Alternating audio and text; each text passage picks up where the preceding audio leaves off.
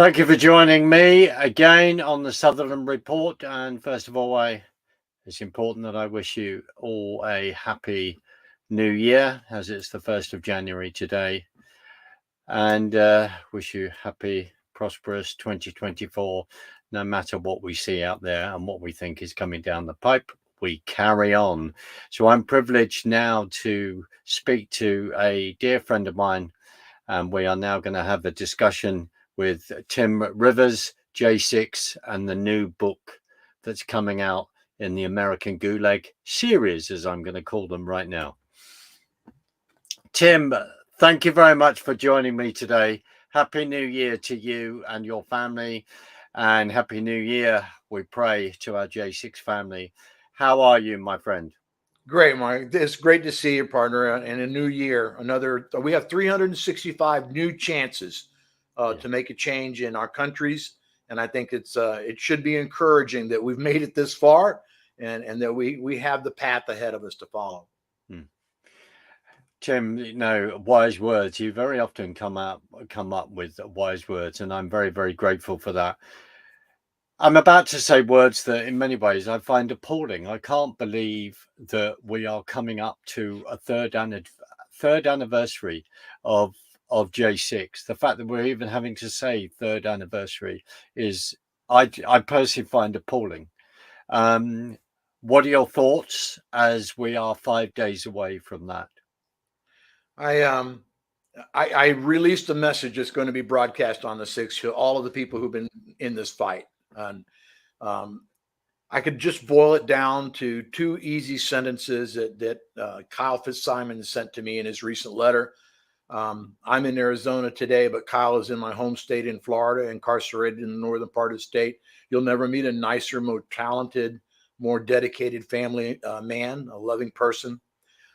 His art is throughout both books. I urge you'll just be stunned at how talented this individual is and how poignant his messages are through his art. But he always says, Tim, don't give up the ship. It's a long swim to shore. And I think those are words of encouragement as well as words of warning and words of advice for us to persevere. That this is not a race we can afford to not cross the finish line in. Tim, there's a new book coming out. Could you very kindly give me a brief history of the American Gulag Chronicles book, how that came about, and where we are now with that incredible product, and now book 2? It's a chain of providence, that things happen the way they happen, that you meet the people you're supposed to meet, that you do the things that God and providence has put in front of you to do. And that's what this is. This is just a chain of events, an improbable chain of events. Started with me doing election integrity work, bumping into some people on Telegram who were trying to make sense of what was happening to J6 defendants and families who were being swept up in these horrific raids. And they encouraged me to write to some of these people. And at those days, it wasn't the large cadre of folks that we have arrested and in prisons now. It was less than a couple of hundred. And so I just picked out a letter and wrote to that individual for my wife and I, and gave him encouragement, told him how we supported what he did and how we'd love to help however we could. And I got this 4-page letter back. That pretty much just kicked the wind out of my sails. And at first I wanted to cry, and then I wanted to break things.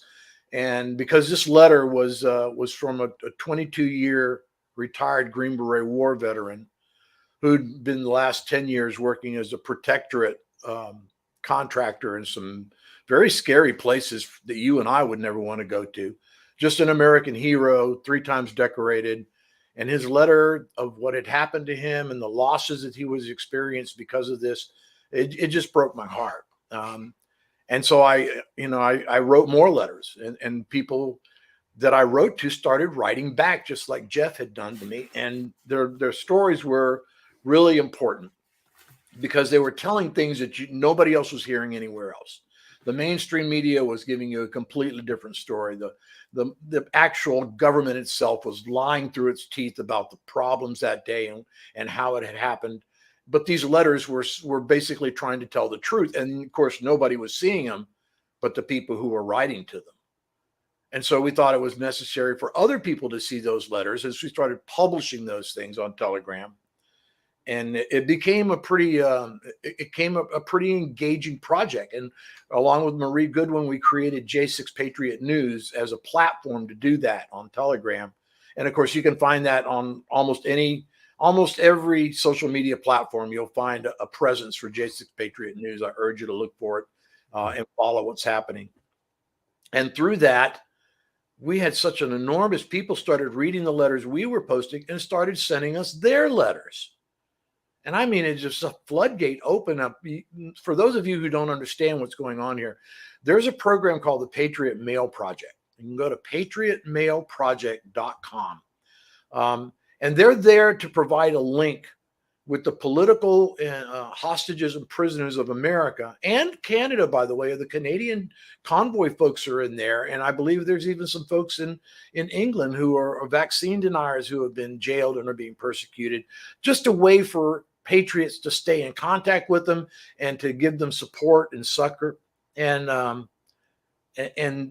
those letters, man, they just started pouring in. And Marie Goodwin, my partner at J6 News, says, this isn't enough.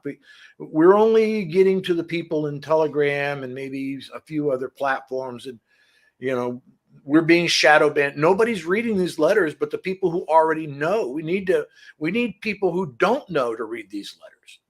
And that was the birth of the first book. American Gulag Chronicles, Letters from Prison, picks it up in September of 2021, when some of these men and women have already been in prison for well over 6 months under horrific and torturous conditions, well beyond Geneva Convention standards, well beyond ACLU standards of inhuman and inhumane treatment. And we tell their story through their letters for an entire year, from September 21 through basically October of 22. And there's 35 people represented in this book. You'll see their letters. You'll see their art. It's beautifully illustrated, not only by the prisoners with their own work, but by our talented editor and graphic layout artist, Marie Goodwin. She's just really did a fantastic job with book one. And it's been out for well over a year, and 10,000 copies and change in print. And we urge everybody, if you haven't seen it, this is a piece of history that you might want to have, because it will either be something people will be talking about for decades, or it will be a banned book across the world. And so I urge you to get your copy pretty quickly at lettersfromprison.us. And here we are, year three. And another year has passed by with these men in prison, and their lives have been destroyed. What's been happening in the courts, that those of us who are looking in from the outside, we just don't see the travesty of justice that's occurring in this country. But you hear it in their letters, and you hear it in their testimonies and their interviews on our website, j6patriotnews.com. And when enough of these, we've passed another full year in October of 2023 from the end of book one. And so it was necessary to keep telling. Remember, folks, a chronicle it's a testimony in time. It's an enactment, a reenactment in words, or sometimes even in pictures, of what has happened through chronology. And we're going to talk a little bit about how important timelines are in a few minutes. But this is a timeline in their own words and their own letters. You'll see their letters in their own handwriting. You'll hear their plea to America. You'll see their commitment, their faith, their perseverance, their incredible fealty to a country that is persecuting them. It's an amazing piece of work. And book two brings you right into October of 2023. The Art of Confinement is a testimony to strength and faith and patriotism that just has to be read to be realized. Mm-hmm. And again, you're going to need a handkerchief. And so that's where we stand here. I hope to God I do not see book three. I hope there is never a necessity. I hope 2024 brings us 364 days of opportunity to change this and restore our countries. I see tyranny in your country, Mark. I see it in mine. I just recently did an interview with Laura Lynn in Canada. It's happening in Canada. We are surrounded by a force of evil that can only be refuted by a force of good, and that is each and every one of us. So how many people that are listening to us are willing to be forces for good, like these men and women in prison right now? I couldn't have said it better myself. And in one sense, shortly we can segue into a video, David Summerall, in regard to the whole thing of timeline. But here's a really important definite explanation that we need, because so many people are so bad with history. Yes. Tim, why did you name it? Where is the influence in regard to the word Gulag and Chronicles come from? I think Gulag is an older word that's been bastardized, but it really gained a meme during the Stalin years in Russia, in the USSR. And there was a not even an activist, just a regular person in Russia who casually in a letter made a joke about Stalin's mustache and the way he looked and acted. And the Stasi came and got him and his family and sent him out into Siberia, into these work camps that were really designed to eliminate, if not reprogram and break you into the government's mode of behavior. And they called these gulags. And so his book that he wrote when he escaped that Russia and when he brought his family to safety in, I believe it was 1973 in Paris, he released a Russian language version of the Gulag Archipelago. There was a seminal 3-book work that detailed what happens in Russia and what happens to humans when freedom is taken away and when tyranny rules absolutely. And it was both the biography and a warning. And so it's fitting that as we see these things happening exactly as he had described them in the Gulag Archipelago, exactly as is happening in America and in some respects Britain and Canada today, these warning words have impact. And so American Gulag Chronicles is not only a nod to his warning, but it is an additional warning to Americans that what happened in Stalinist Russia is happening in your backyard. Absolutely. And the key word that I've suddenly thought of, because it's very pertinent to our nation in the UK, is this whole thing of centralization. I've said this, unless people go to America, have dear American friends, get involved in the culture, get out of New York, LA and Washington, and I haven't been to Washington, DC, except via airports. But and I've been to the other places, but the fact is that you do not then get to grips with the culture of America, and then you begin to understand it. Then you begin to understand historically where it has come from. But there are words that I think Reagan said, which is, don't panic. We're from the government. Everything's going to be all right, so to speak. That's a paraphrase.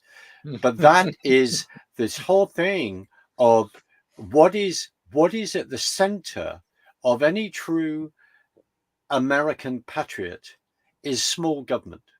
You do not want government to interfere with your lives. That's why, let's say it, when an organization like the FBI, which is very relevant to all of our discussions constantly, not because of us, but because of their behavior, how the FBI then comes about and is then created, eventually it became, known as the FBI in that sense. But when Teddy Roosevelt pushes this through and is then created as a federal body, that was a concern. It was a concern within Congress and the Senate, but it's an anathema to America for what it really stands for, which is to have federal interference. It then goes to state, and the fact that you are then taking personal responsibility for your actions and who you are, and then to be rewarded by that. Your hard work is rewarded, your individualism is rewarded. And this is what key thing that we're touching on, that if we are all made in the image of God, we are all individuals, we all have a different role and a different calling within that.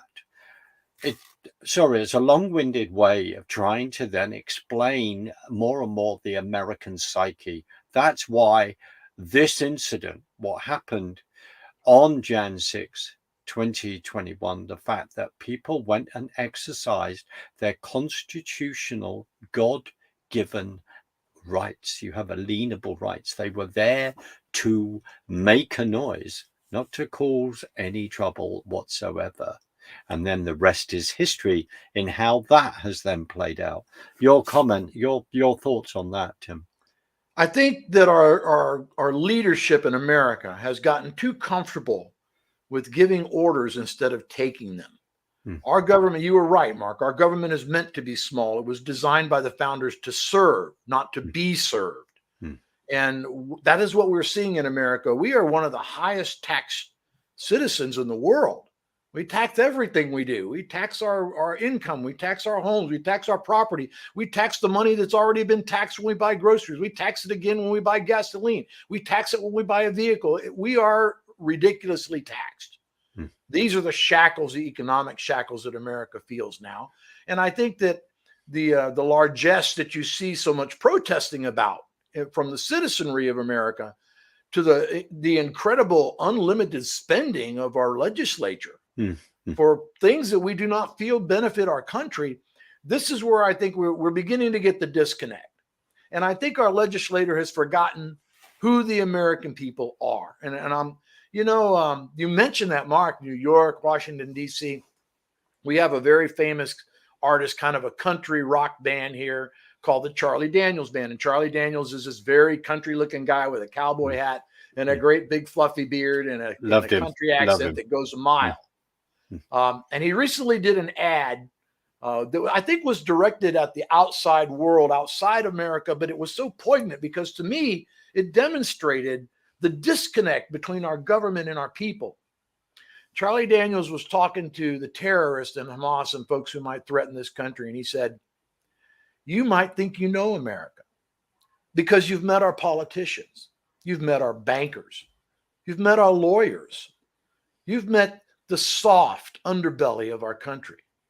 But you haven't met our construction workers. You haven't met our rodeo heroes. You haven't met our cowboys. You haven't met our steel workers. You haven't met our patriots. And you better hope you never do. And that was a great warning, but it so poignantly pointed out that I think our government has forgotten who we Americans are, our determination to be free, our willingness to sacrifice everything to make sure that if we can't be free, our children will be. There is no end to what a patriot will do in this country. And I think that scares the government because they don't understand that that is our role, that they have lost their way. We are still in the role of drivers of this country's direction, of this country's politics, of this country's culture. And just because we gave you authority to act on our behalf doesn't mean that you can act as you wish instead of as we wish. And that's my message to legislators and senators in my country, in your country, in Canada. You better remember who the people are, my friends, because we'll only tolerate this so long. Well, I think it's fantastic the way that Charlie then described that. I mean, the Charlie Daniels Band, Devil Went Down to Georgia, etc. Something that I very much appreciate the music, but also appreciating the culture. That's what I'm saying about where people come from, why they say what they do, because it is culturally and it's where it is rooted. On this side of the pond, for me, I grew up with John Wayne films. Yes. Love them, directed by Ford. I love all that. We see the geography. We see where they are made. Clint Eastwood's The Good, the Bad, and the Ugly. The Americana. Yes, we grew up with all that. And we've seen the memes, of Clint Eastwood's face sort of looking at youngsters going, really? Really? I mean, this is the disconnect. But the fact that we should be able to celebrate this culture because it is important. Because when I mentioned people like John Wayne, it's men being men, and also someone that was not afraid to say grace at a table wherever he was before he ate. We got to remember these things. The problem is over here, we have so been embedded with socialism since the Second World War. Since Attlee won at that point after the Second World War, Churchill lost the election. We have forgotten. We have had this huge fight that has been going on, and then as we've realised that our institutions, Marxism, has marched right through them on this side of the pond, and is certainly having a good go, as we see on your side of the pond. Tim, I just want to slightly segue because I want to put up stophate.com. Want to put it just quickly between us, put this up and draw attention to our dear friend David Summerall of stophate.com, and also to Daniel Goodwin of stophate.com as well.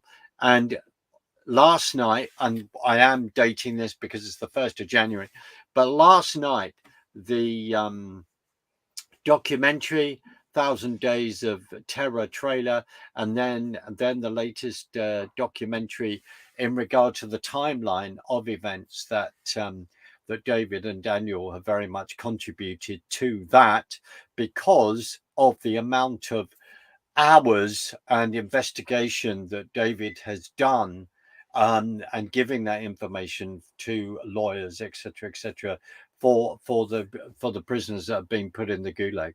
I think it's really important to say. I want to say this from my heart, looking in, is the sacrifice of people, is your personal sacrifice, is Marie's sacrifice in that, Daniel's sacrifice, and David's sacrifice, and others in regard, and of course, everyone with on the board, particularly that there's certain things that people are doing, but many other people around America, the sacrifice they've made to raise the alarm. This is David's 3rd documentary. I recommend everyone look that up. Go to stophate.com and you can find the documentary, the one before that, Bloody Hill, and then Writing History. And these are important. These are really important documentaries, but also all the other info.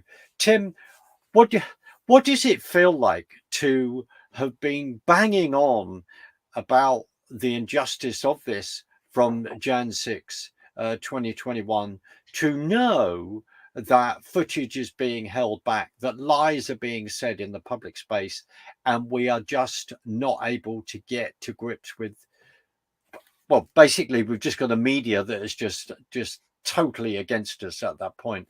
What are your thoughts on that? How does that make you feel? Well, it obviously makes me feel more determined to get it. I mean, what's the important thing? Everybody in your country and in Scotland, Sherlock Holmes is a seminal guy, right? And everybody remembers the story of the dog that did not bark. Well, these are the videos that won't be shown. And they have the same import in our little conspiracy here as they did in Sherlock Holmes mystery, because it's the missing bits that are most perplexing. Why are they missing? What is there? You just piqued my curiosity by telling me I can't see them. Yes. And I think that's where we stand. But I also go harken back to George Washington in a letter that he wrote to one of his supporters who was concerned that the truth of the state of the army and everything was going to, be hidden by these people who wanted to get out of the war and wanted to abandon the revolution. And he wrote and he says, my friend, truth will always prevail when good men take pains to reveal it. And there are good men taking pains to reveal this. And I assure you that you cannot hide truth forever. We've already kicked the door in. Maybe you want to put it in the closet. We'll open that door. Maybe you want to hide it under the bed. We'll use a flashlight. You won't hide these things from the public forever, because the wall of this narrative is crumbling so fast. The bricks are falling out like crazy. The mortar is crumbling. The people who are hiding behind it are scurrying for the darkness. have 50 senators and legislatures decided, this is a great year to retire from Congress and the Yes. Senate. Yes. When the mind comes to rats from a sinking ship. And at the same time, I believe that there is an arc of justice to the universe. It always bends to justice. It may not bend quickly. It may be a very poor arc, but it always arrives at justice if good men take pains to ensure it.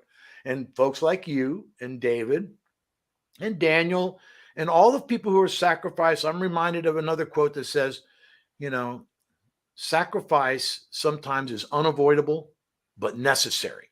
And this is necessary sacrifice. As important as it was at the beginning of our country, as important as it was to Canada and Britain and their own sovereignty, this is worth sacrifice in America. And I think good people are finally waking up to that. I hope it's not too late.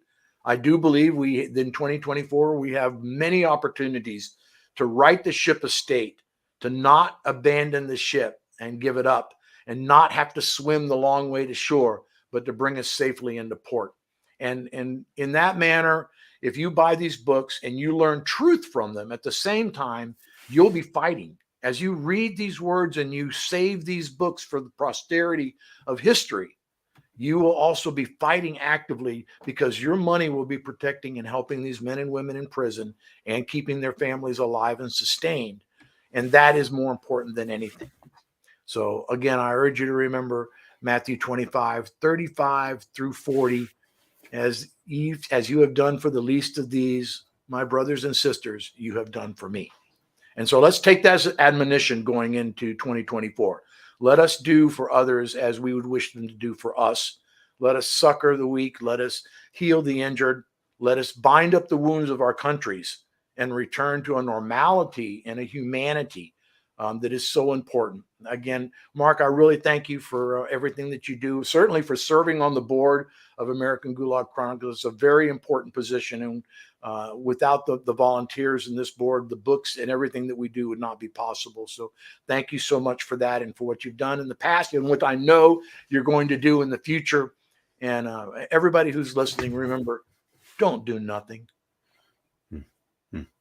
Tim, thank you for your kind words. In many ways, I find them embarrassing because I'm thousands of miles away, and there are times when I'm going, what can I do? I know I've been able to make certain connections, and that's e.g. to get the voice out there, and that's important, and I'm very grateful for that. All I did a few years ago was get on a plane. I met David Summerall, and the rest is history. Yeah. And that by divine and what happens. And what we need, people, and it's a constant thing of working out to get the books sold in Europe and around and in Canada. And that's what needs to happen. Tim, I don't want to take up too much of your time, but one question again is just coming back to this. And I know you have already touched on it, but I think it's a really important thing to reaffirm, because we do need positivity and we do need encouragement, not that's built on sand, but it's built on solid ground. Tim, what keeps you going? I really don't know. That's a very strange question, because I really don't know how I got going. You're like asking somebody who's in a plane, how'd you take off? I'm not sure. I might have been asleep at takeoff. The reality is, I just feel that this is something that is important in my life, even though I kind of had accepted that my active life was, in the past, and that I was looking at, okay, this is what you're supposed to do your last years of your life, enjoy family, enjoy life. But I think back now, in retrospect, to the men and women of the revolution. They weren't young people. They were statesmen and property owners. They were in their 60s and their 50s, and some were even in their 70s. George Washington crosses Delaware, and he'd have been able to pick up Social Security when he did it. Wow.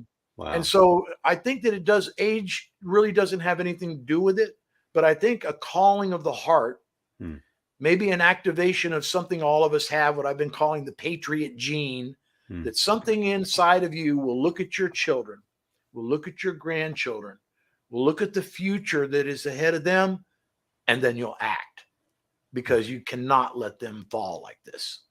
And so then maybe that's what drives me. I have children and I have grandchildren, and I see the future ahead of them that looks bleak, and I will not fit them for shackles while I breathe, and neither should anybody else. I don't think anyone could have said it better than you, and also drawing that link to Washington crossing the Delaware, which I think was on a Christmas Day, which I always thought was a very, very clever tactic, as we were most probably sleeping, thinking, well, they're not going to do anything now, where we are wearing our red jackets, looking like a very Belisha beacon target. But I think that was a very, very clever move, and I take my hat off to him for doing that. Tim, where can people find the books? Where can people find everything that we're trying to promote? Well, our website is at j6patriotnews.com. But you mentioned the timeline. This J6 timeline documentary, folks, it is the culmination, the gestalt of 3 years of investigative work, of gathering this data and information. You must see this video. Go to stophate.com/J6. Follow the link for J6, the real timeline. Get educated on truth, and let's break down the wall of lies. This 3 years of history of lies must be undone for us and for the world. And so that's a good way to do it. And the other way is, of course, if you're in America, you can order the book at lettersfromprison.us. And we urge you to kind of get copies of this, distribute them. We give a copy to every member of Congress.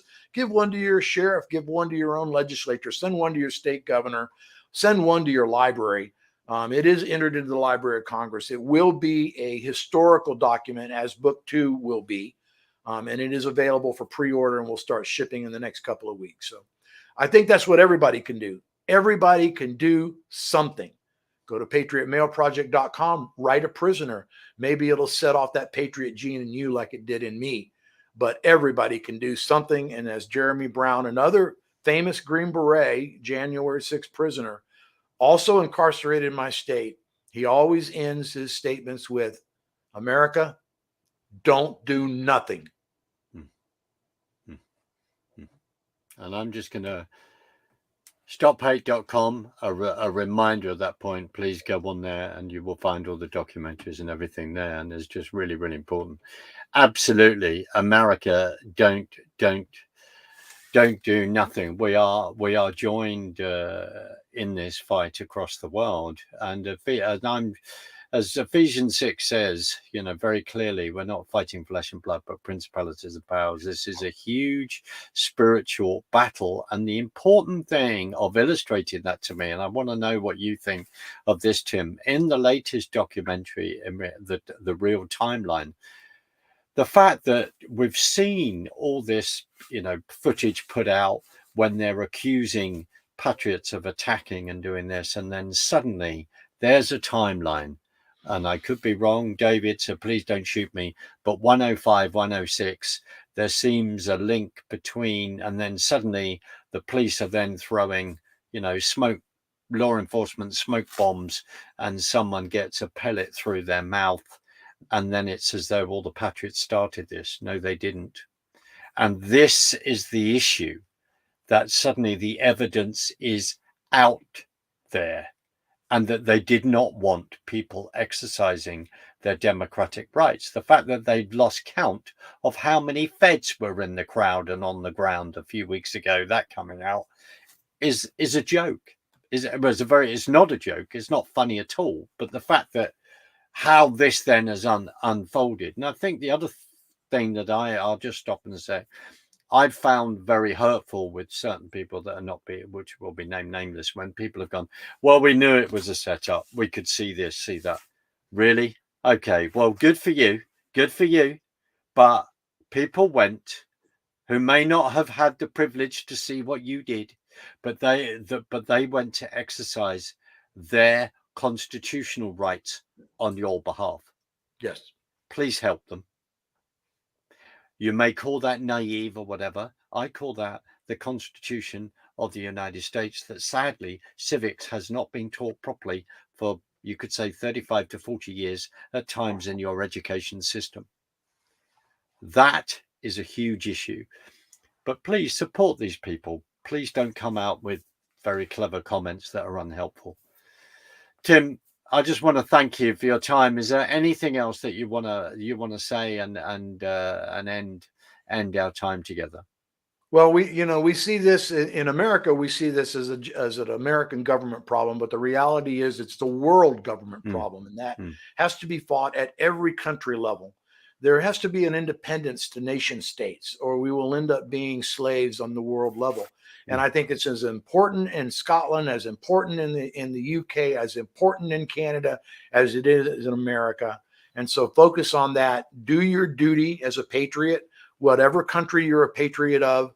It needs those people. That's the lifeblood of your country, and your actions alone will govern what happens in your future. So thank you again, Mark. Again, 364 days, folks, many opportunities to do good, to right the ships of state, and I urge you, don't do nothing. Thank you again, Mark. Amen, my brother. I'm going to play us out. Tim Rivers, thank you so much for honoring me with our discussion today. And I wish you a happy new year, and a happy new year to everyone that's watching. Thank you very much indeed. Please look up the book, buy it. Tim, thank you very much. I'm going to play us out. God bless. Talk to you soon. Bless.